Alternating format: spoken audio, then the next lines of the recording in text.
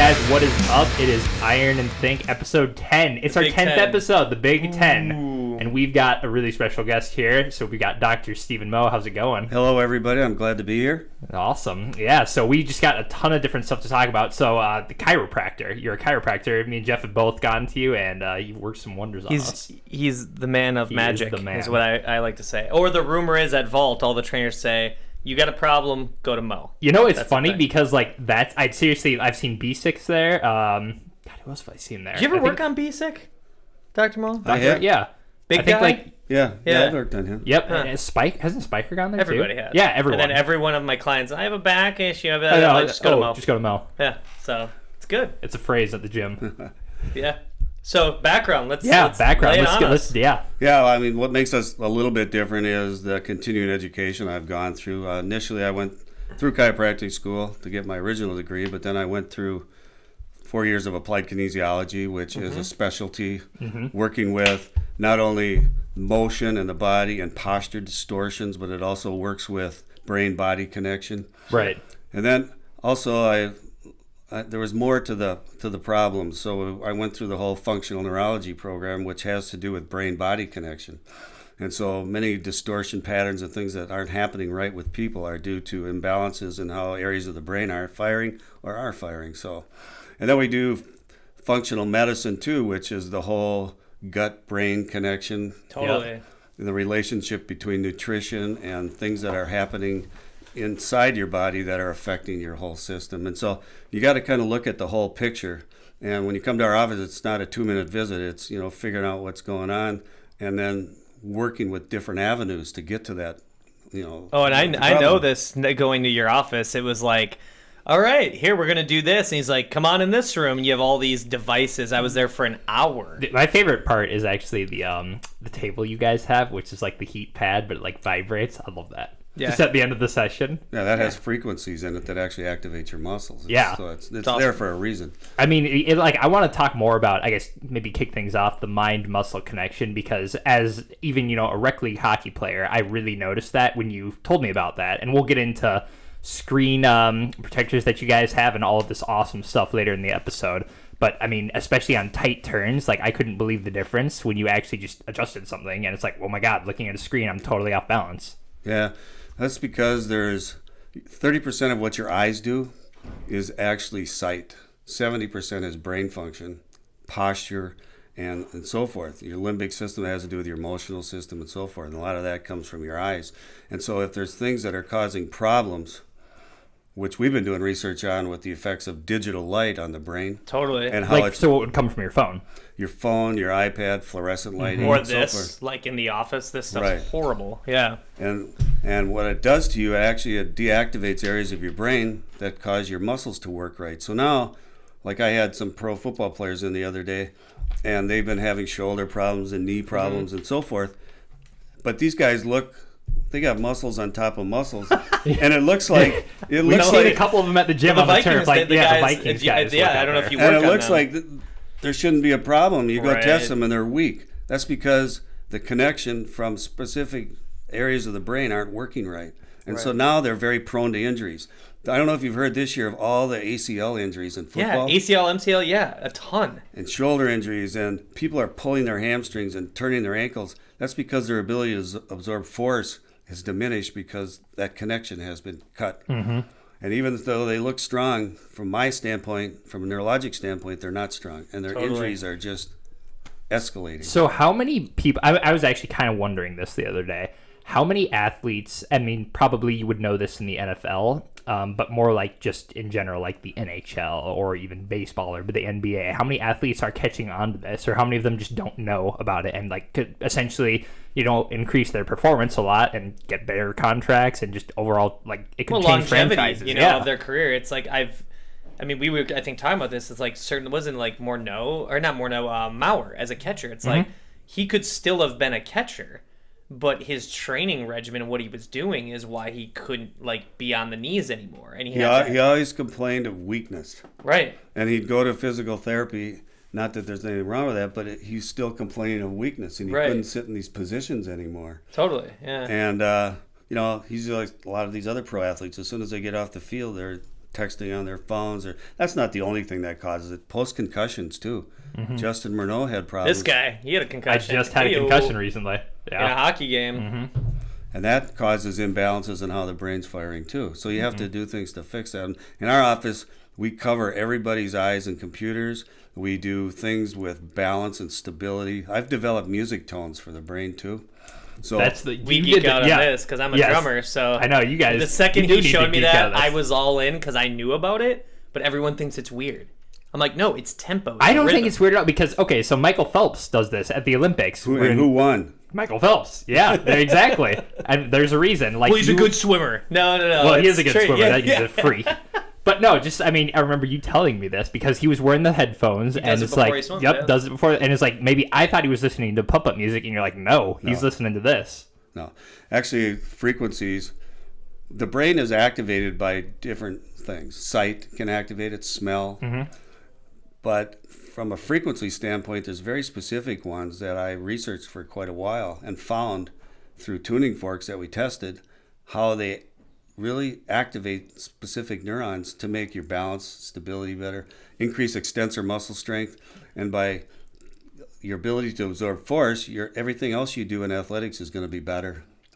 I was just worked on a young swimmer, and we just dropped his time by 22 seconds, and he listens to my music before every meet. Which Awesome. that's insane for Awesome. 22 seconds. Yeah. yeah, like That's- these guys. I that's mean, like massive point difference. point Now, when 4 you look seconds at is his crazy. when you look at his posture now, he's straight. Everything is stable, and if you look at the majority of younger kids nowadays, they're all leaning forward. Slouched, yeah. Yep. They're Slouch. slouching. Yep. They don't have that strength anymore. Big chest, shoulders back, right? Well, and yeah, that correlates directly to what you were saying because what is every kid doing? They're on their iPad. And That's they're cool. doing this. Yep. And they're hunched And over. they're just hunched over. They're not being trained right. Right. yes. Oh boy, we could. Yes. Yes. So Oh. yeah, I mean, well, I mean, you guys are trainers. I Yeah. mean, these kids and no, not just kids, but a lot of are not being trained right. Right. What was it we talked about in an episode before was, I was really lucky to have someone of like a similar knowledge base of you. He was actually an Olympic powerlifter. And when we started training, he was like, bicep curls, bench press. He's like, no, we're going to work on deadlifts, squats, proper movement patterns of the body where it's just body weight. He's like, you don't need weights. We're just going to use you. And then he applied the weights, which I was like, what do you see at colleges? 3 sets of 10, lat pull down, bench That was me. press. That was right. me. And so, like, we've seen this now, like, even where I train at right now, and I can say it because it's a fact, but there's one trainer there, and he gets the kids from lacrosse, from the Wayzata lacrosse team. Mm-hmm. And it's so awful that I, like, cringe when I'm training a client, and I'm like, these kids are repping, like, 80-pound dumbbells, and they're, like, maybe 120 pounds soaking wet. And it's like I'm just seeing the What's setup. that doing to them? It's just wrecking their You system. remember my face because I was. This was I was last training night. him. Yeah, and last he's like, night. oh my god! Like I what is- literally stopped what I was doing with Jeff because this kid was like literally like just throwing his back out. I mean, like he's And going to be a it's client dangerous. for you, by the way, Yeah. somewhere down the line. So there's that balance of like it's a client for you, but I know when we started working together, you even told me this, which I loved, was you said my goal is to not see you forever. My goal is to see you. And I don't want to see you anymore. Like, keep in touch, but like, that was the best advice because I've worked us meeting chiropractors and they're like, all right, Jeff, we're going to throw this $2,000 bill at you. I'm going to need to see you 5 days a week and adjust. And then come to find out, I have a really fused disc in my neck, which it's a degenerative thing. It is what it is. I haven't had any issues since, but you worked on me maybe 2 or 3 times, 4 times. And after that, haven't had a problem since. Yeah, and if something doesn't work and you're not getting better, why keep doing the same thing? Exactly. What's the definition of insanity? Yeah. Einstein, Same yeah, thing doing the same over, thing right? over and over. Oh yeah, yep. Yeah. And even my one client, Chris, which was a curveball, you remember Chris Dahlberg, you worked with him, he's better now. But you even said, hey, this is going to take time, and he was but it took almost a year. He has no pain now. Like, he's good. But it does take time. I mean, there's different cases, but for me, it was like a quick fix. You met me like 4 or 5 times. Done. With Chris, it was like 2 to 3 times a week, but now Chris is good, and he hasn't gone back. So, Which I like. I think, by the way, I think that's the best speech you can give someone. To me, that's what I always look for. My goal is not to see you right away. I'm like, he wants me to get better, and I think because so many guys are like, exactly, like keep the money train rolling, like come on in, and That's what they're worried about. Yeah. And I always use the analogy: you ever You ever been on 62 Crosstown at 5 o'clock? 62? No. How many cars and people are there? There's always another person that's hurting. You don't have to keep seeing the same person over and over. Right. Yeah, exactly. Just do the right things, Yeah. and people will come. Mm-hmm. Right. That's how I look. I mean, how many people? I think I've referred 30 plus people to you, and the reason I do it is I will if it works. Mm-hmm. You know, I'm a huge believer in that. If it works, I'm going to send him his way because I'm like, I haven't had a problem since. I mean, I was so bad where, you know, one of my discs was out and I had the atrophy, other injury on this side. Stuff's going to happen. Yeah. And that's the best thing. Like you said, everyone thinks athletes are invincible. I'm like, no, LeBron James is a freak of nature. He gets injured quite a bit, but it happens. But you have to repair it and adjust accordingly. So. And you have to have somebody that knows what is wrong and how to fix it other than just doing a brace on it or shooting you with cortisone. Yeah, you know? Cortisone's like, oh, God, I hate when people say, well, I'm going to go to the doctor at, like, you know, urgent care. I'm like, no, like, and get a shot in your shoulder. Yeah. I'm like, great, so the pain's going to go away. You're going to keep doing your thing on it. Once that cortisone shot subsides, you're basically And you can only get, like, what is it, 3-4 cortisone shots? Well, it before you weakens can't your do it ligaments, anymore? too. Yeah. I mean, you can get as many as you want, I technically. thought, I thought athletes could only get a certain amount within a time period, and then they were like, no, we're cutting you off. I mean, truly, like, with what you're saying, though, is do they really need it? Like, I mean, some might if it's an extreme case, but I just don't believe They don't. So if you're driving your car and your oil light comes on and you put duct tape over it, does that get rid of the problem? That's a good analogy. Yeah. Yeah. No, your engine blows up. Yep. We have the king of analogies over here. I like Good. this. Yeah. This is keeping them going. So we were just talking about referrals. So actually, I referred my mom to you, and we're gonna try to get her in. And my mom has a lot of muscle imbalances and stuff, but right now she's dealing with cancer. And I was just wondering if you could talk about like just the variety of types of people you work with beside athletes, just so Sure. people know. Well, one of the things too is concussion patients, but not everybody that gets a concussion is an athlete. There Oh, can like be a auto car accident crash or, patients, yep. Totally. you know, they can be whatever. Someone slips and falls on the ice. That's Minnesota. That happens. There can be a ton of other neurologic issues that we work with. And we're not saying we're curing them, but we're giving people help. So like Parkinson's patients, if they come in and we put music on them and we have them sit in a chair and put their feet on a vibroplate and activate their extensor muscles in their leg, they get better. Their balance gets a little better. They can. My mom has better. Parkinson's, Yeah, I would so say your mom would she be she needs to perfect. get in there. I've been telling her. So other than just giving them, you know, dopamine to make their tremors get better, you can do things to help the other issues that go along with it. Because in Parkinson's patients too, they have a lot of problems with the ability to think properly and get their words out and those things. So you can activate areas of the brain that can help with that, but you're not going to cure it obviously, but you can help with it. So we work with those types of issues too. People with MS, we're not going to cure it, but you're going to help them have a better quality of life. Right. Because of the power of the music tones really helps a lot, and these vibroplates, vibration really helps a lot. And things like we use cold laser therapy too. It doesn't cure it, but it helps. So there's so that's the stuff where you go like on the head, right? Yeah. Yep. Okay. Like the red light. Yep, the red light on that. Yep, I've done that. And again, some of those neurodegenerative diseases, you can make quality of life better rather than putting somebody on oxycodone. Yeah, I know. And that's the interesting thing for me is like, why is the methods that you're using, which I feel make sense. I went to school for it. But what was interesting, even going to school for it, it was very, as we said before we started the podcast, it was touched on very lightly, like applied kinesiology. The brain is what is the engine to everything else. But they always look at, oh, you have a shoulder pain, so look at your shoulder. When technically it's not the shoulder that's the problem. Correct. So my question is, why is this? Is it more of a business side where medical needs money? Yeah, there you go. And I kind of assumed it was that. Yeah. And as people are getting smarter, I feel, and people are, with not only social media but having access to more people, such as yourself, I just feel. Why is there this fight? And is that it? Money is why. Money's a big part of it. And the other thing is your training too. There's a lot of old school people, even in my field in chiropractic, Right. that goes, well, this was good 50 years ago. Why change it? Totally. And that's the thing is people don't like change. They feel like, nope, I've done this craft for my whole career. And now you're coming in telling me if I play this music in someone's ears, Which is funny because you've been doing it forever, but you're just like, but that's what you need to do is like keep moving forward and like the research and everything that's actually showing. I mean, Right. I'm kind of curious if the methods, I know you said obviously it improves quality of life. Do you think that potentially that could be something that would help, I don't know, down the road? I don't want to say like cure because it wouldn't do that, but could your research potentially impact the medical field like that? It could. Okay. Well, there's just an article in the paper on Sundays. Every Sunday, there's a science and health part, Okay. Right. and it was talking about kids with epilepsy, and they were found very specific frequencies. So from like a stim machine, and they're putting these electrodes on their head, and it's helping these kids. Well, I mean, stuff like that is It's huge. Yeah. why not do it? Yeah. And rather than giving them all these toxic drugs. It's crazy. And that's Yeah. the thing is like the drugs too. I mean, I even know this. I mean, I really honestly, it's like, what is it? My kid has ADD.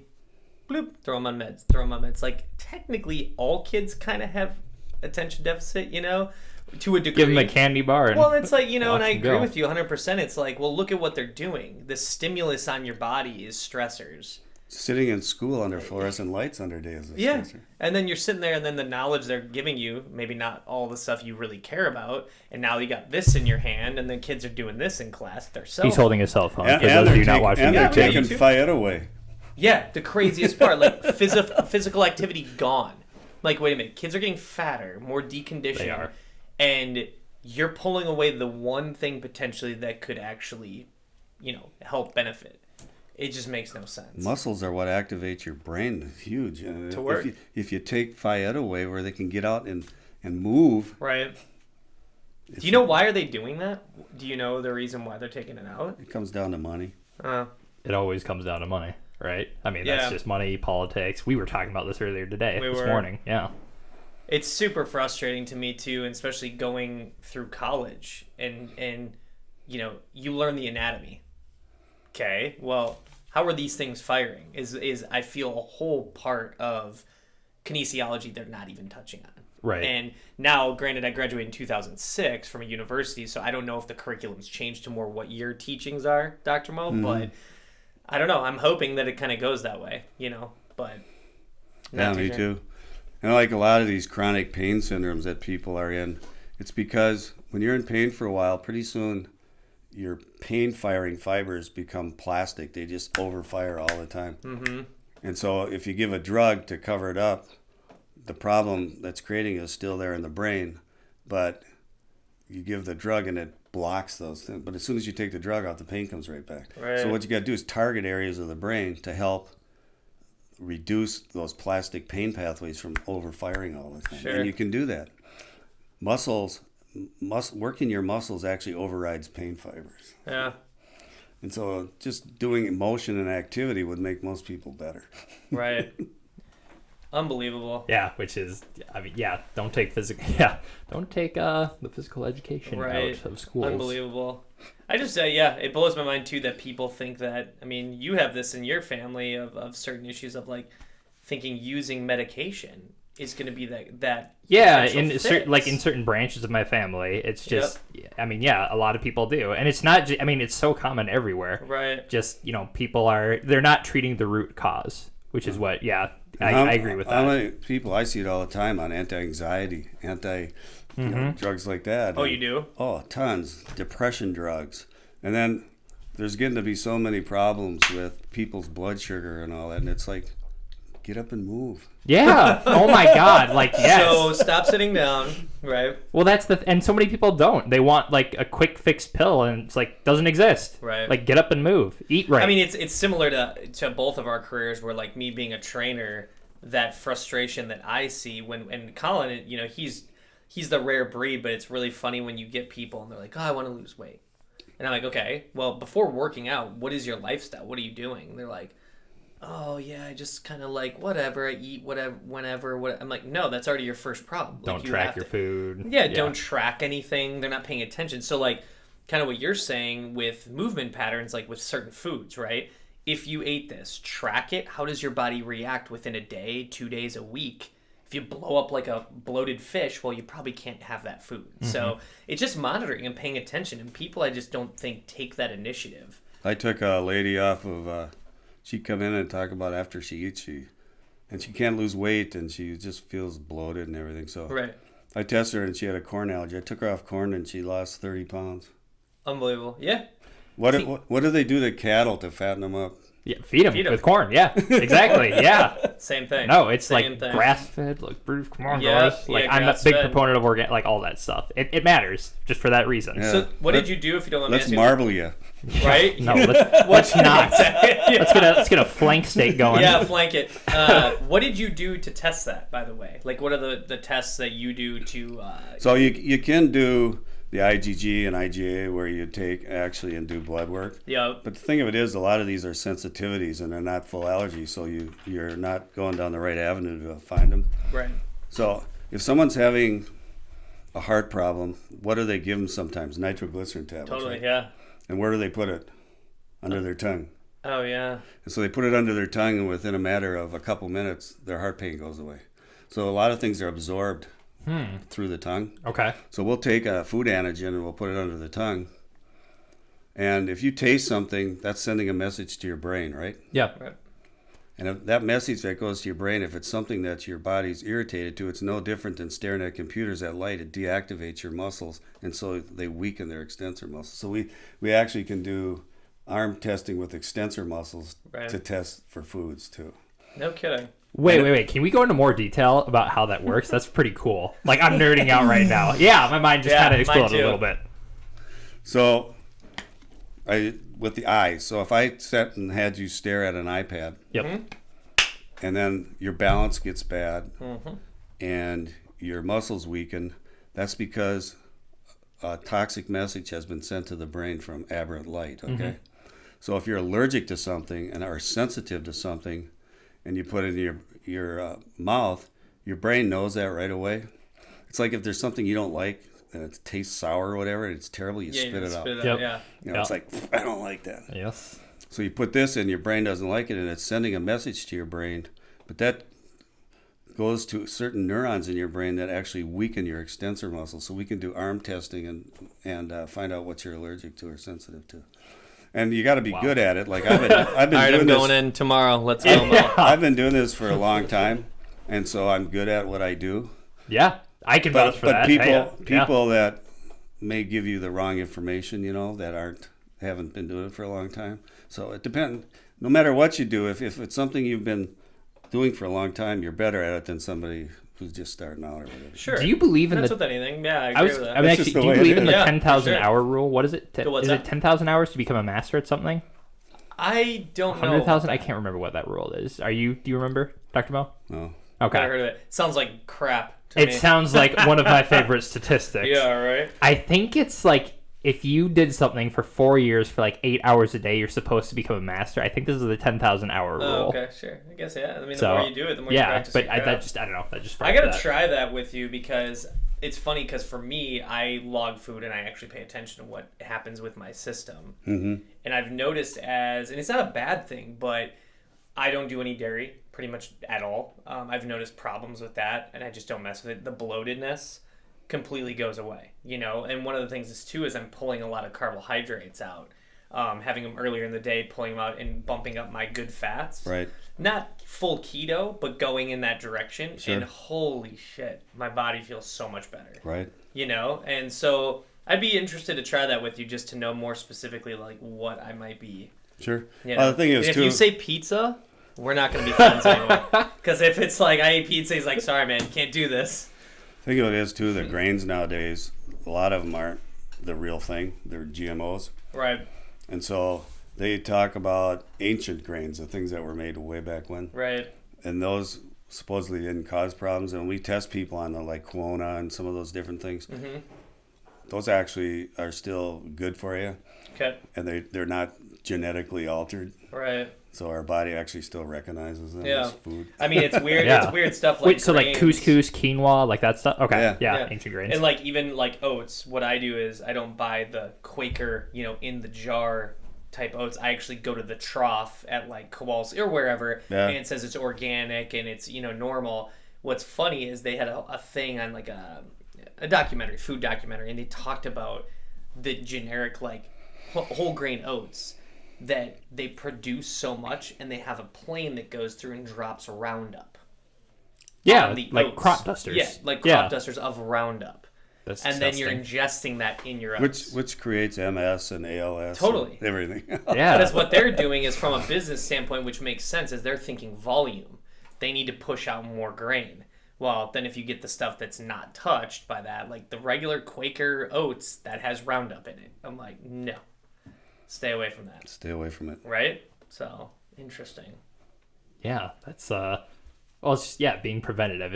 I mean, it goes back to treating like the root of the problem, which goes by as far as like what do you put in your mouth, right? Like what like even further than that, like what went into what you're putting in your mouth. What were you saying about like corn feed and stuff like that? We have a book in our office, and it's called Your Second Brain, which is your gut. Yeah. Because there's a gut-brain connection. So some people that are eating all the wrong things and not absorbing right and have all this gas and bloating, it's causing inflammation in their body, which affects your brain too. So look at all the dementia that out now in people, and look at all the heavy overweight people that there are, and so forth. So there's a connection there too. Totally. Connection too also, I think, in where you're located, because I've toured, and with my band, and I noticed, where was I? Was it Canada? I think it was Canada. There's no fat people where we were. And I'm like, why is that? They're all skating. Yeah. But there's probably, if you look too, the statistics, there's probably not much dementia either. Right. And then the weird thing is my buddy was in like Tokyo and over, there, and he said, none. Like 0. I'm like, well, and also think about it. The food's real. It's real fish. It's real rice. They're making it. It's not a lot of processed food, but I also think it depends on where you're at or located. Sure. And then I came back home to Minnesota, and I'm like, holy shit. There was a lot of out of shape people, but Yeah, go walk around the state fair someday. I talked about that. yeah. I remember we talked about that in an episode. So me, Alec, and Mandy, the three of us walked like, on the state fair. he's got a So story. Alec, he's big dude, all tatted up. Myself, and then my fiance, she's really fit. Have you met Mandy, right? Yeah, she comes in every once in a while. Yeah. And so the three of us are walking around the state fair. It's like everyone, like the record skipped. Everyone's like, what are these three doing here? And then we still have some bad food here and there, but we're watching. You told me it was like a 10-cart pile. Oh yeah, they're all driving around on their scooters. And I'm thinking, oh, maybe he has like a bad limb. No, it's just because he didn't want to walk. Who didn't want to walk? But it's how much money do you think that company rakes in? Like that the rent scooter the scooter? business? Yeah, No, they're like $60 a person. I know. Like that's what I mean. Like 1,000. just Yeah. wow, Yeah. gold mine. But yeah, that's we actually did do that experiment, Dr. Mo. We went to the state fair, and I wish we had cameras with us because it was like heads turning. But GoPro, plug it. yeah, got to. But I don't know. So I kind of want to also like jump. So like let's say a new patient comes into you. Okay. So I remember the reason that I came into you first was because I felt like I was off balance. I had a shoulder that was bent forward. So I know what you did with me, but what are the general steps you do to test someone? And I remember you told me that you listed all the problems that I had just by looking at me and having me walk in a straight line. And you did your test where I laid on the table and, certain muscles weren't firing. And you said you were going to fix this all in like 30 minutes. And I was like, oh, this is going to take like a year, maybe thousands of dollars. And it wasn't. Mm-hmm. But I mean, like, what's your process for a new patient coming in who has an issue? How do you identify what they have? Well, first of all, we look at and challenge their neurologic system. Okay. So we'll have them stand and see, because your balance actually is a key to your brain and a lot of your health issues. People have bad balances, a lot of things that can be causing it. So we'll check that. We'll have them walk, sharpen rhomboids, one foot in front of the other, slow, eyes open, eyes closed, and we'll see which way they fall. We'll do some other testing to see how their eyes are working and all that, because your eyes are a conduit into your brain. So if they're not tracking or moving one certain way, we know that there's a problem.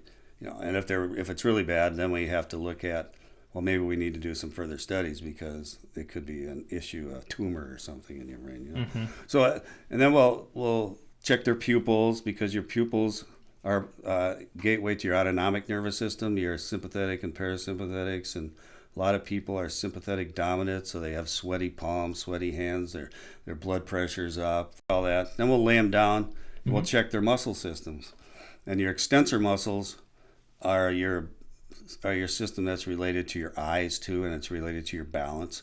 And so we'll look at those and check all those.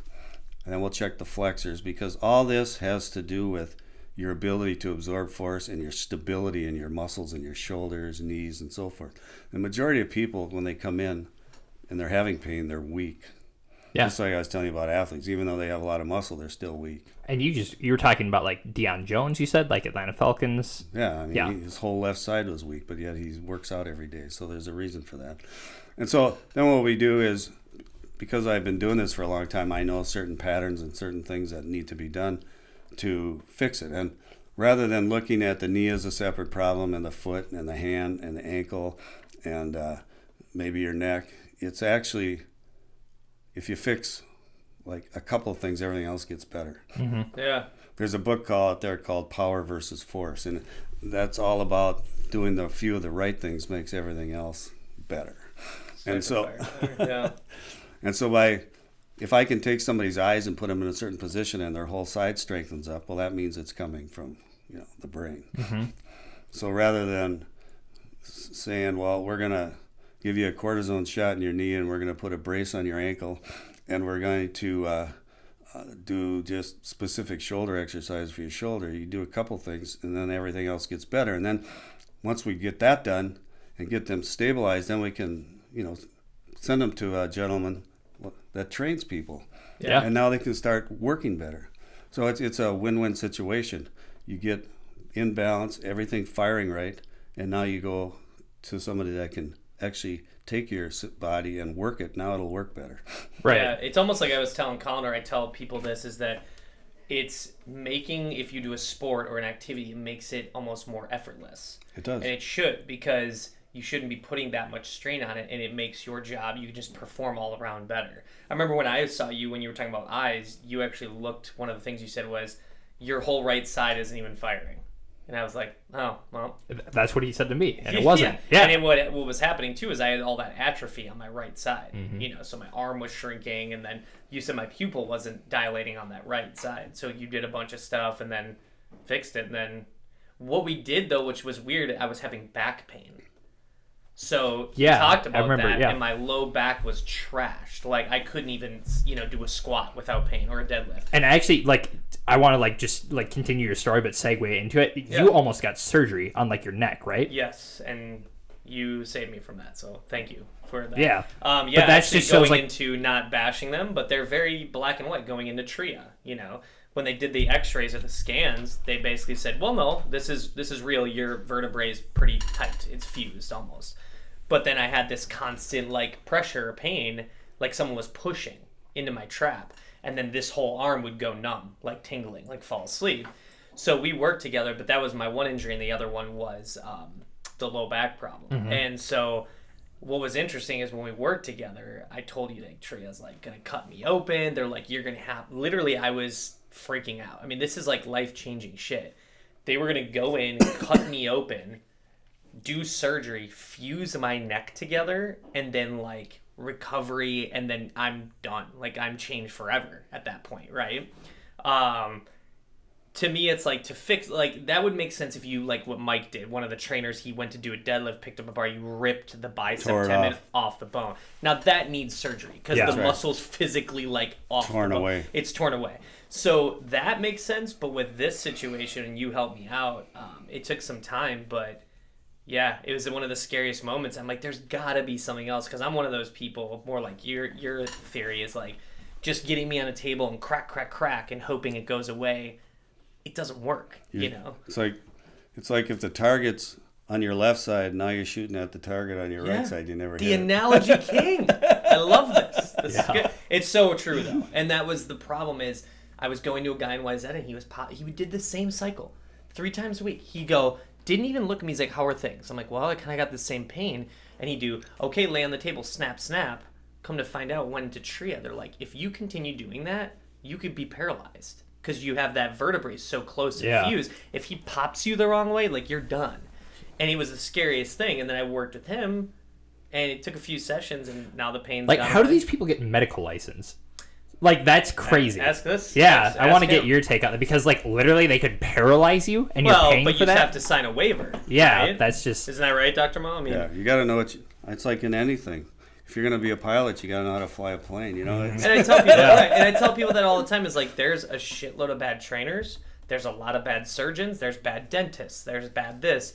But you have to seek them out. And it took me time to find him, but Blake Freese was the one. You know, he trains all the younger kids, and he was like, you know, who Dr. Mo is. I'm like, who's this guy? He's like, go see him. You'll be fine. And he's like super anti, and nothing against chiropractic work. He's against the whole lay on the table, let me snap you this way. You know. I don't blame him. Yeah. And then that's why when you look at Blake, you know, he trains all the football kids, and he works with the guys at the Vikings and stuff with Sean. So, but anyway, so the other day I had a patient walk in, and she's been a patient of mine in the past, but she came in with something different this time. She goes, Dr. Mo, this morning I was taking a shower, and I couldn't feel hot or cold down on my calf, on my leg. I go, oh, really? I go, well, let me check this out. So I went and got a hot pack and a cold pack, and I put it down on her leg, and sure enough, she couldn't feel it. And I go, okay, let's find out what's going on. It wasn't coming from her low back, but I checked that out. So I took that hot and cold pack, and I put it on her quad. Can't feel it. I put it on her side here, back, and I got up to like in the upper thoracic, and she goes, oh, now I can feel it. holy crap. I go, uh-oh. So I immediately sent her over for a CT scan with contrast, and she had a big tumor in her back at T4. Shut up. It was putting pressure on her cord. So if I would have went in there and just started pushing on her, she would have gotten paralyzed. The neurosurgeon we sent her to said, Dr. Mo, it's a good thing you found that because she would have been paralyzed otherwise. And this was recent? Yeah, she's 2 months post surgery right now. So How did she? Well, she came into my office the other day, and nerves take a while to come back. Yeah, and it's the whole spinal cord. So she's better. She can walk, and she's starting to exercise with her physical therapist now. But if she would have went to somebody that didn't know what they were doing, that would have been a bad thing. That's so harrowing. Oh my God. It's amazing.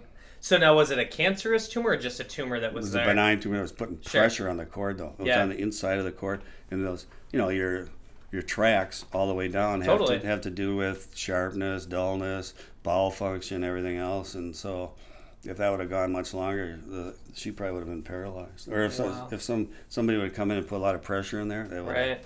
Yeah, I was actually. So did she have any other symptoms, or was literally pain? So she was in pain. She had pain too. Sure. But see, I don't just do something randomly. You gotta figure out what's wrong first before you do something. Yeah, you can't just go poking around and hope something works or sticks.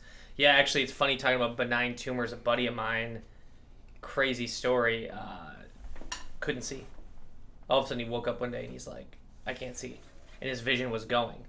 And he's like in his 30s. Come to find out, they did some scans on his head, and they found a tumor directly on like the pituitary gland, like sitting there. And they had to cut him open, ear to ear, head open, skull, pop that sucker out, and he was literally just sitting right down there. Pulled it out, he could see again. Yeah, it was a little bit of pressure. It was putting pressure on the optic nerve. Yep, and then he couldn't see. Yeah. So that's amazing. Wow. You gotta head out? We'll wrap it up. Oh, yeah, no, we can definitely wrap it up. So we're just having fun. But I know, we are just having it's fun. Awesome. That's an amazing story. I just think, to wrap things up too, do you have any other questions, Collin? I think, where can people find you if they're local in Minnesota? So Accelerated Performance Clinic, Eden Prairie? It's just in Eden Prairie, right off of 212 and Shady Oak Road. And okay. If they want to go to our website, it's Accelerated Performance Clinic. And then I have a YouTube site too. It's just under Dr. Stephen Moe, and I have 65 videos on there. Okay. And what we'll do is we'll give you our video here so you can put it on there of the interview. One other thing too to wrap things up is, what do you recommend for the average person, or just all around? What would you say? Hey, your professional recommendation if there's pain, or what people should do in general. Like, you know what I mean? Yeah. Well, if you're having chronic problems and you go to somebody and it doesn't go away, or they say, you have fibromyalgia or something, and it's like, oh, I don't think so. Always try and get other opinions. Right. Always look for something else. Yep. Don't just go by what one person says. And, there's a lot of brilliant minds out there, so it's better to get second and third opinions before you do anything drastic. Yeah, and I would say too, it seems like, and we're on the same page, that medication technically isn't your best answer away. Sometimes it is, but sure. sometimes it, maybe make that the last resort if need be. Right, because one of the biggest problems right now, and actually Donald Trump's all over it, is the opioid epidemic. Sure. Yeah, opiates. Yeah, it's huge. Yeah, because my brother actually had a surgery and he was trying to get a refill on pain meds and they denied him because they're like, yeah, sorry, we know you have no record of anything bad, but there's an opiate epidemic. And he's like, great, so now I'm going to be in pain. Yeah, crazy. Like after I had shoulder surgery, mine was really complex and it was severely painful. So for like a week I took them, but then I didn't anymore. You don't want to pull the Brett Favre and pop those like Tic Tacs. So, no. Yeah. No, I guess I just had one thing and then we'll close this out here. Is there an exercise like people can do at home to see maybe, hey, I should go in? That's a great question. So if you want to see if your muscles are firing properly, do you ever see children go down into a squat position? Yeah, I have. And their back is straight as can be, and they can go sit right down? Yeah, perfectly 90, yeah. Not many people can do that. Right. Because they're weak. Right. And their extensors are weak and their flexors are too tight, so they lean forward. Or have somebody sit in a chair and sit straight up and down. Okay. And don't push up with your hands and try and stand up. That's like, yeah. There you go. I know, yeah. Okay, that's a good one. Because your muscles have to be firing and your legs have to be working. Sure. And if they're not, you'll just either fall back or you push. Or you have to rock. Oh, you got to rock and push up. Right. And is there, like, it's the one walking the tightrope, right? One leg in front of the other, and like yeah, if you can fall do that over. too. So put one foot in front of the other, like an officer would do on the road if you've been drinking too much. Yep. And close your eyes and see if you fall to one side or to the other. Sure. Because that shows your balance is off and it needs to be fixed. The majority of people have bad balance. Mm-hmm. And if they have to stand with their legs spread apart, yep, they're doing that because they're unstable. Yeah. Right. I mean, I can speak to that. I went through it, so, and I worked out for years, and I didn't know I had an issue until I went and saw you, and the difference was night and day. It was crazy. Or if you're laying down and you sit up fast, there's other things that can cause vertigo and dizziness. You could have a heart problem, but if you're young and you get dizzy, normally you don't have a heart that's not working right. Yeah, totally. Everything. Well, guys, so basic things. Yeah, little things. Yeah. You know, getting up out of a chair. Can you do that? Like everyday things people should probably be able to do. But, well, yeah, Dr. Mel, thank you so much for coming on the podcast. Fun. It was, great talking with you. And, like, hey, I learned something. I learn something every time I go in your office, which is absolutely, like, crazy. This was fun. But, yeah, and he's the king of analogies. He is the king of analogies. That's what we've determined. So, guys, you can obviously check it out on YouTube if you prefer to watch the content, or, of course, download on Spotify or iTunes. Be sure to subscribe and refer a friend if you got any value from this. We'd really appreciate it. Helps let us know we're on the right track. Also, you can email any questions for us or Dr. Mo. We'll forward them on to him and get them on the next episode at podcast@ironandingfitness.com. Any closing thoughts, guys? No, just be smart, guys. Like Dr. Mo said, it's like anything. Do a little bit of research. Don't believe that first person right away.